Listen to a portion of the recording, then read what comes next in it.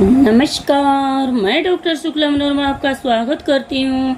तो चलिए जे टेट परीक्षा के लिए वेरी मोस्ट इम्पोर्टेंट प्रश्न पर मैं डिस्कस करती हूँ।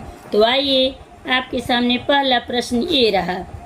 समुद्रगुप्त के प्रयाग प्रशस्ति अभिलेख कुमारगुप्त के बिलसड़ स्तंभ लेख के आधार पर गुप्तों का प्रथम शासक कौन था? ऑप्शन सुनिएगा। ए है चंद्रगुप्त प्रथम, बी है श्रीगुप्त, सी है घटोत्कच और डी है चंद्रगुप्त विक्रमादित्य।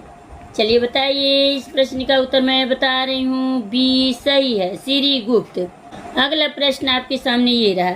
चीनी यात्री सिंह 671 से 695 ईस्वी श्रीगुप्त का उल्लेख करते हुए लिखता है कि श्रीगुप्त ने चीनी यात्रियों के लिए मृग शिखावन में एक मंदिर का निर्माण करवाया था। इस मंदिर को श्रीगुप्त ने कितने गांवों को दान दिया था? ऑप्शन सुनिएगा। ए है 35 गांव, बी है 52 गांव, सी है 24 गांव और डी है 44 गांव। चलिए बताइए, इस प्रश्न का भी उत्तर मैं बता रही हूँ। सी सही है, 24 गांव। अगला प्रश्न आपके सामने ये रहा। स्कंदगुप्त के समय में सुप्रिया अभिलेख तथा प्रभावित गुप्त के पूना ताम्रपत्र अभिलेख के अनुसार गुप्त वंश का संस्थापक किसे माना है? ऑप्शन सुनिएगा। ए है घटोत्कच, बी है श्रीगुप्त, सी है समुद्रगुप्त और डी है चंद्रगुप्त प्रथम। चलिए बताइए, वेरी मोस्ट इम्पोर्टेंट प्रश्न पर मैं डिस्कस करती हूँ और सभी प्रश्न आए हुए हैं। तो इस प्रश्न का उत्तर मैं बता रही हूँ। ये सही है। अगला प्रश्न आपके सामने ये रहा।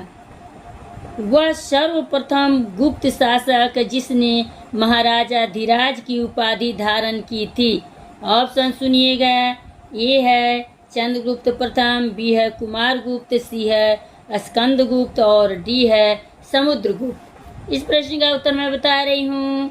ये सही है, चंद्रगुप्त प्रथम। अगला प्रश्न आपके सामने ये रहा। गुप्त शासक चंद्रगुप्त प्रथम ने किस गणराज्य के शासकों से वैवाहिक संबंध स्थापित कर वहां की राजकुमारी से विवाह किया? ऑप्शन सुनिएगा। ए है मौर्य, बी है शाक्य, सी है रामग्राम और डी है लिच्छवी। चलिए, इस प्रश्न का उत्तर मैं बता रही हूँ। डी सही है, लिच्छवी। अगला प्रश्न आपके सामने ये रहा। गुप्त संवत 319 से 20 ईस्वी की स्थापना निम्नलिखित में से किस शासक द्वारा की गई? ऑप्शन सुनिएगा। ए है चंद्रगुप्त विक्रमादित्य, बी है समुद्रगुप्त, सी है चंद्रगुप्त प्रथम और डी है स्कंदगुप्त। इस प्रश्न का उत्तर बताइए आप लोग। मैं बता रही हूँ, इस प्रश्न का उत्तर सी सही है, चंद्रगुप्त प्रथम। अगला प्रश्न आपके सामने ये रहा। प्रयाग प्रशस्ति अभिलेख के कुछ वाक्य पद्यात्मक एवं कुछ गद्यात्मक है तो कुछ गद्य पद मिश्रित है जो चंपू शैली में है। यह अभिलेख किस गुप्त शासक से संबंधित है? ध्यान दीजिएगा आप लोग। ऑप्शन सुनिए। ए है चंद्रगुप्त प्रथम, बी है समुद्रगुप्त, सी है कुमारगुप्त और डी है स्कंदगुप्त। इस प्रश्न का उत्तर मैं बता रही हूँ। बी सही है, समुद्रगुप्त। अगला प्रश्न आपके सामने ये रहा। प्रयाग प्रशस्ति अभिलेख में समुद्रगुप्त की सैन्य उपलब्धियों में इसने आर्यावर्त या उत्तरी भारत के कितने राज्यों को परास्त कर इन राजाओं को अपने राज्य में मिला लिया? ऑप्शन सुनिएगा। ए है 12 राजाओं, बी है 17 राजाओं, सी है 9 राजाओं और डी है 5 राजाओं। वेरी इम्पोर्टेंट सभी प्रश्न आए हुए हैं। मैं बता रही हूँ, इस प्रश्न का उत्तर सी सही है, 9 राजाओं। अगला प्रश्न आपके सामने ये रहा। एक वन्य जाति को डाहल क्षेत्र में बसी थी जिसका नाम आटविक था। इस वन्य जाति को किस गुप्त शासक ने पराजित किया था?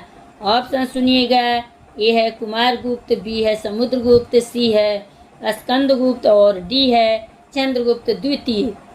इस प्रश्न का उत्तर मैं बता रही हूँ। बी सही है, समुद्रगुप्त। अब लास्ट प्रश्न है, आप लोग कमेंट सेक्शन में बताइएगा।